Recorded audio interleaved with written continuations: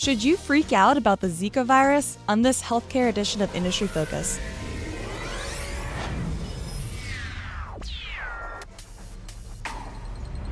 Hello, and welcome to Industry Focus Healthcare. It is Wednesday, March 2nd, 2016. Yay, March. I'm your host, Christine Hargis, and joining me via phone is healthcare contributor Todd Campbell. Todd, I know you've been having some computer difficulties lately. How's it doing? Is it all fixed? I hope so. I apologize in advance to anyone if it doesn't come through to the normal standard, if you will. Well, hopefully it's all good to go. It sounds like it might have narrowly skirted a virus, maybe a Zika virus, which just so happens to be today's topic. How's that for a transition? That was pretty good. Yeah, I tried. So Zika has been in the news a ton lately. You get some pretty sensational headlines. Just Googling it earlier today to do research for this episode, I saw New York Times writes, Zika virus spreading explosively in Americas, WHO says. I saw another one, American women begin aborting babies over Zika fears. So this is a pretty big deal. Do you think that's rightly so? No, I think everybody should take a step back and maybe breathe a little deeply here. There's no doubt that people need to. It's something that people are going to have to be paying attention to, especially if you travel. But this is affecting a very, very, very small percentage of the population. So yes, it's transmitted by a mosquito that is very common in tropical temperature regions like South America and Latin America. But this is not something that I think everybody needs to batten down the hatches, if you will, and put the plywood up on the windows about. Yeah, it seems like the symptoms for this are pretty mild, rash, fever, headache, joint pain. But when you really start to get problematic is if you are a pregnant woman because of some possible complications with your birth. For the vast majority of people, it's the symptoms are exactly as you stated. Many people don't even feel any symptoms, if you will, after they've been infected. The real risk and the real reason that this is capturing headlines and getting people's attention is because some science, some evidence has come to light that suggests some rare conditions can develop in people who are infected with the virus. I mean, specifically, there've been cases of newborn babies with underdeveloped brains within women who tested positive for the Zika virus.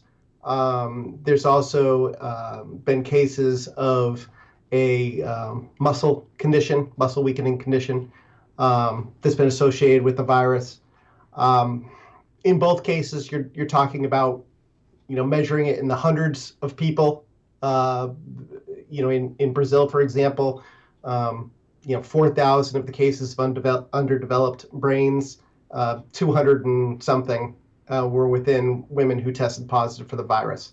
So this is not a, I would probably put it one step below Ebola. That being said, if the World Health Organization and the CDC is saying, you better use some caution, then people should keep that in mind. Be cautious. Maybe if you're of childbearing age, don't travel to, those regions for now. Do we know yet confirm that this is a causation kind of thing and not correlation with the birth defects?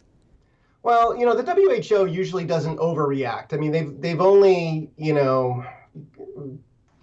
put something at this level this is the third time. So, I mean, they did it during the flu virus back in 0809. They did it with the Ebola in 14, and they're doing it now. I think that shows that the evidence is grounded, that there is some science behind this. But the other thing that we have to remember, too, is that, the 100 or so cases that have been diagnosed here in the U.S., those are all travel-related cases.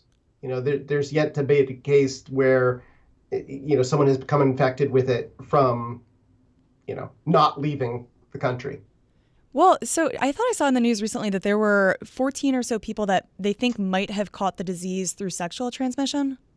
That would be the exception, right? Because if you have a partner who traveled to those regions and then came back and was infected, and then you had unprotected sex, then the virus could get spread that way as well. So the CDC has come out and said, practice safe sex, and that significantly reduces that risk. Um, so yes, this is something that we're going to have to keep an eye on. We'll probably see far more cases, probably get far more common because the mosquito that carries this virus is the same one that carries dengue fever. And, dengue fever is extremely common, with hundreds of millions of infections annually in those regions. So, yeah, this is something that we're going to have to pay attention. And there's some work that's being done, obviously, to try and create a vaccine that, could stop it in its tracks too. Yeah, that was going to be my next question is, as investors, are there any names that we can look to here to try to capitalize on this? Developing vaccines is not easy. It can take a very long time. But there are a couple companies that have come out and said that they're doing some early work on a vaccine for it. Early Sanofi, being the key word. yeah, early work. Sanofi is one. They have a very large presence in vaccines, about 5 billion in annual sales. They just are in the process of rolling out a vaccine for dengue fever, and they think that possibly some of the lessons they've learned over the years can help them speed a vaccine along for this. Inovio Pharmaceuticals is another one. They have an interesting approach where they use a strand of DNA to craft a synthetic vaccine, if you will, that can be given to people in early stage, really early stage. I mean, we're talking studies in mice. It Not showed even some human. positive efficacy. But investors need to remember that while money could get spent on this research, I think the administration was seeking 1.8 billion in funding, and some of that's going to be heading towards research. Vaccines take years to develop, so we're probably not going to see anything reaching the market and commercialization potential, if you will, for a while. Yeah, the reaction to Inovio has been really interesting because the stock has received a pretty substantial boost that seems to be tied to its work in developing a Zika vaccine. But they don't have a single product currently, and their pipeline has vaccines kind of all over the place for cancer, flu, Zika, Ebola. But as you mentioned, the Zika one is still not in human trials. So I'm not. Yeah, they're hoping for primates, and then to human trials. I caution investors. Whenever you hear something like Zika, it makes you think, okay, who may be the first to market with something like this? You don't want to get the cart too far ahead of the horse here. And Inovio, they're working on some interesting stuff, but like you said, they've got nothing on the market yet. They got a similar pop in their stock share price when the Ebola scare was around because they're working on an Ebola vaccine, but you'll notice that vaccine hasn't reached the market yet. So temper that enthusiasm a little bit. If you're going to buy the stock, make sure you're not buying it solely because of the potential to create a Zika virus. That's why, for investors, maybe Sanofi makes more sense because you've got a multinational large drug company with a lot of different irons in the fire, reasons to own it other than what you would see with an Inovio. Now, what about Intrexon? Where do they fit in?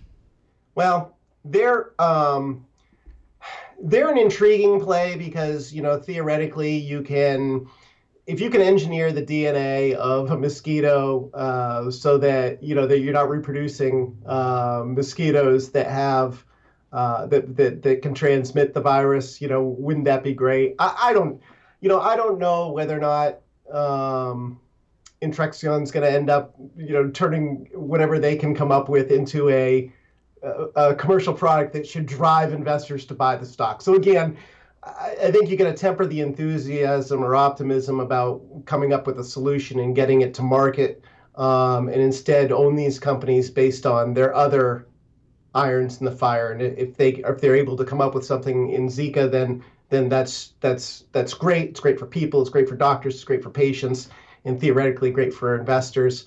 but we're still so far away from that. Approach with caution. So, all told, don't worry too much about Zika virus and don't get caught up in the hype of thinking it's a good investment either. Instead, I have a much better idea for you to occupy your mental power with. Leave us a review. Whether you listen on iTunes, Stitcher, elsewhere, it is extremely helpful to know what you guys think of the show. As always, you can also email us at industryfocus@fool.com. The second half of our show today was Todd's idea, so I'm going to let him tee it up. Well, I thought it might be interesting to, now that we've got so many of the earnings reports behind us, to take a look at the healthcare space because, it's been a little beaten up, and see what stocks in the big, we'll call it mid and large cap area, are performing best since their earnings report.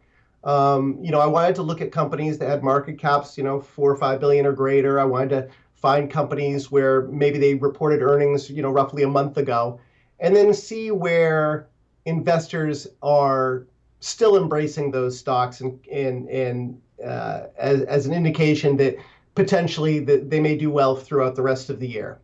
And 3 names jumped out that I thought would be worth bringing up and mentioning to investors as ideas to do a little bit more homework on and see if they'd be interesting for investor portfolios. One was a health insurer, WellCare Health. Another is involved in heart valves. That's Edwards Lifesciences. And the third is IMS Health, which provides a lot of information and content throughout the healthcare industry. So thanks for your point about doing your homework. I'll take this moment to remind everybody that people on the program may have interests in the stocks that they talk about. The Motley Fool could have formal recommendations for or against. Don't buy or sell based solely on what you hear. So with that, let's dig in. Let's hear your 30-second elevator pitch for WellCare. Okay, so WellCare gets most of their money from running Medicaid programs, primarily in the South. So Florida and Georgia are its 2 biggest markets. Those are non-expansion states, so they don't benefit from the enrollment pop that some other of their competitors may. That being said, they've got a very ambitious goal, and it looks like they're starting to deliver on it. That goal is to double their sales over the course of the next 5 years and to significantly boost their earnings by growing their margin from 1% today to 2% down the road. Which is, a doubling of margin, and you should have a very profit-friendly impact, if you will, on its share price over that period. So I definitely want to hear more about how they're planning on doing that. But first, just for context, can you explain exactly what you mean by expansion state? Oh, okay, sure. Yeah. Okay. So as part of Obamacare, states could opt into Medicaid expansion, which would allow Medicaid basically to enroll anyone who earned up to 138% of the federal poverty level. Not all states opted in. About 30, I think it's 32, 33 states decided to expand Medicaid. The remaining states chose not to. As a result, Medicaid insurers operating within states that expanded saw a very large increase in the number of people enrolling in those programs versus non-expansion states. And as a result, that drove their revenue and their profit substantially higher. I think it was Kaiser Family Foundation reported double-digit growth in enrollment in the last fiscal year for expansion states, and maybe 5 or 6% growth for non-expansion states. So it's important, obviously, to understand that as investors, where do they get their business and why is it growing? But in the case of WellCare, I think investors, they've driven this stock up 22% in the past month. And it's, in my view, the excitement for that is really tied to this future outlook, the ability to grow its business through mergers and acquisitions, to be able to continue to reach more members in the states they already serve by, increasing their, star ratings, which is how a lot of people go out and select. They also have a Medicare business. A lot of people go out and select their Medicare plans. But I think that this is an intriguing company that is worthy of doing a little bit more research on as we, for investors. Yeah, they're definitely a niche player with an interesting business model. Let's turn towards Edwards Lifesciences. So they're a medical device maker. They do artificial heart valves and transcatheter heart valves in particular. What are you seeing here? Transcatheter heart valves are the procedure growth is enormous. Essentially what we're talking about here is we're talking about replacing heart valves in seniors or elderly patients that wouldn't qualify for open heart surgery because of other complications they may have. How big of a market is that? It's sizable enough where this is a company that's bringing in over $1 billion in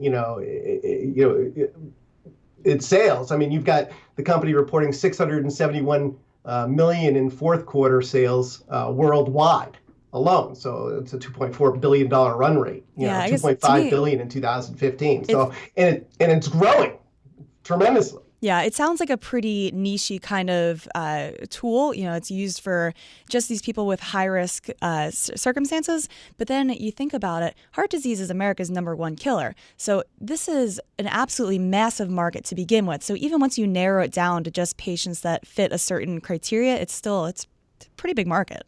Right. And, from an investment standpoint, you've got a fairly large market. They've got plans to try and expand this to, people who are at less risky, I guess, moderate risk patients, if you will.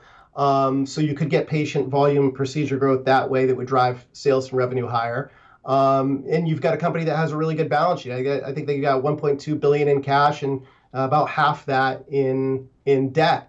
They've beat earnings expectations in each of the last 4 quarters, and they're thinking that their earnings could continue to grow substantially this year.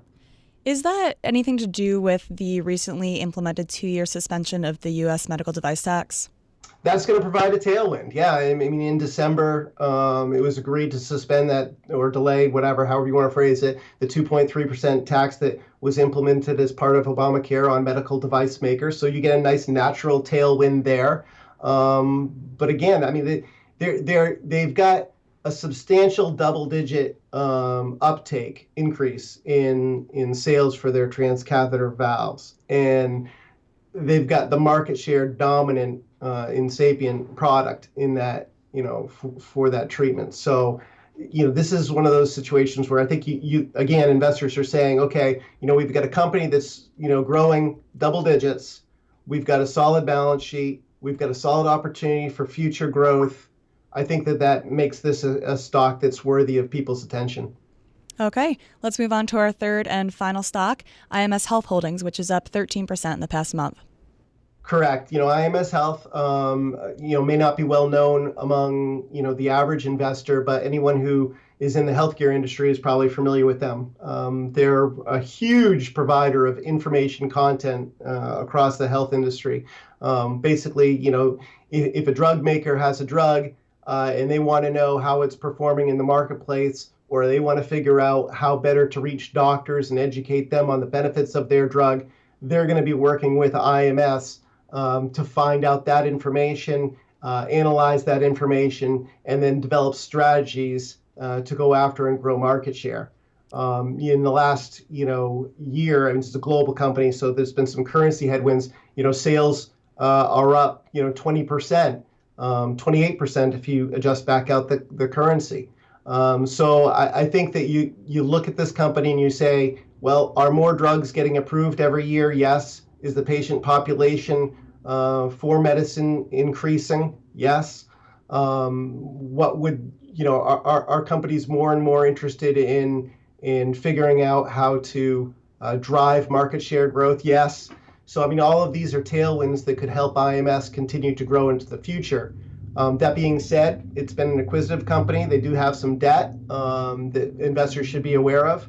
And it may not, this of the three, maybe, this one is my number 3 choice of these 3 to consider for portfolios. But that being said, take a look at it and check it out because, shares have maintained their rally over the course of the last month since the report, and content is important. It's key. So if these guys are your number 3 out of the 3 that we just discussed, and I'll end with this question, which one would be your favorite pick? Edwards. I think Edwards has the greatest opportunity for growth. It has reasonable valuation. The bottom line's growing nicely. I think they've got a really good market opportunity, really good market-leading product. And then I would look to WellCare, and then I would look to IMS. All right, that was a high conviction answer. I like it. Thanks so much for being on the show today, Todd. As always, folks, thanks for listening, and Fool On.